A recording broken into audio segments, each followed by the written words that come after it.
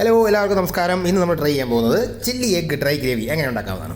ആദ്യമായിട്ട് നമുക്കൊരു ബൗളിലേക്ക് 3 ടീസ്പൂൺ കോൺഫ്ലവർ, ഒരു മുട്ട, അതിലേക്ക് കുറച്ച് ഉപ്പ്, കുറച്ച് റെഡ് ചില്ലി പൗഡർ എല്ലാം ഇട്ടിട്ട് നന്നായിട്ട് ഇളക്കി യോജിപ്പിച്ചെടുക്കാം.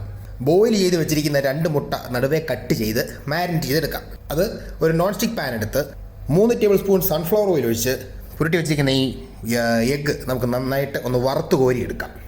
അതിനുശേഷം ബാക്കി വന്നിരിക്കുന്ന നമ്മുടെ ഈ മിശ്രിതം അതേ ഓയിലിൽ തന്നെ നമുക്ക് ഒന്ന് വറുത്ത് കോരി മാറ്റി വെക്കാം.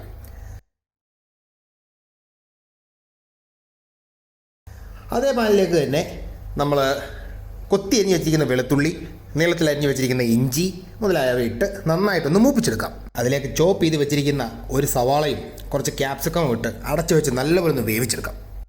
നല്ലതുപോലെ വെന്തതിന് ശേഷം അതിലേക്ക് അല്പം ഉപ്പ്, tomato sauce, chilli sauce, soya sauce എന്നിവ ഇട്ട് നന്നായിട്ടൊന്ന് ഇളക്കിയെടുക്കാം. നമുക്ക്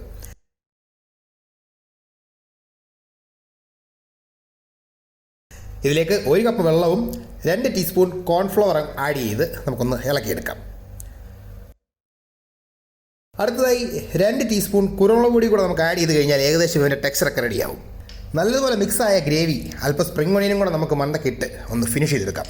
ഇതിലേക്ക് നേരത്തെ നമ്മൾ വറുത്ത് വെച്ചിരിക്കുന്ന മുട്ടയും അതിൻ്റെ മിശ്രിതവും കൂടെ ആഡ് ചെയ്ത് മിക്സ് ചെയ്ത് വെച്ച് കഴിഞ്ഞാൽ സംഗതി റെഡി. ഇത് വളരെ എളുപ്പം ഉണ്ടാക്കാൻ പറ്റുന്ന ഡിഷാണ്. ചപ്പാത്തിയുടെയും പൊറോട്ടയുടെയൊക്കെ കൂടെ പോവുകയാണെങ്കിൽ എൻ്റെ മോനെ. പിന്നെ സിമ്പിളായിട്ട് വീട്ടിൽ തന്നെ ഉണ്ടാക്കാൻ പറ്റിയൊരു ചൈനീസ് ഡിഷാണ്. സാധനം എല്ലാം ചോപ്പ് ചെയ്ത് റെഡിയാക്കി വെച്ചിരിക്കുകയാണെങ്കിൽ നമുക്കൊരു 15 മിനിറ്റ് കൊണ്ട് ഈ സാധനം ശരിയാക്കി എടുക്കാൻ പറ്റും. എല്ലാവരും ട്രൈ ചെയ്യണം. ഇഷ്ടപ്പെട്ടാൽ ലൈക്ക് അടിച്ച് പ്രോത്സാഹിപ്പിക്കണം. കൂട്ടുകാരിലേക്കും ഫാമിലിയിലേക്കും ഒക്കെ ഷെയർ ചെയ്യണം. നമ്മുടെ ചാനൽ സബ്സ്ക്രൈബ് ചെയ്യണം. അപ്പോൾ അടുത്ത വീഡിയോ വരെ നമുക്ക് വീണ്ടും അഡിയോസ്.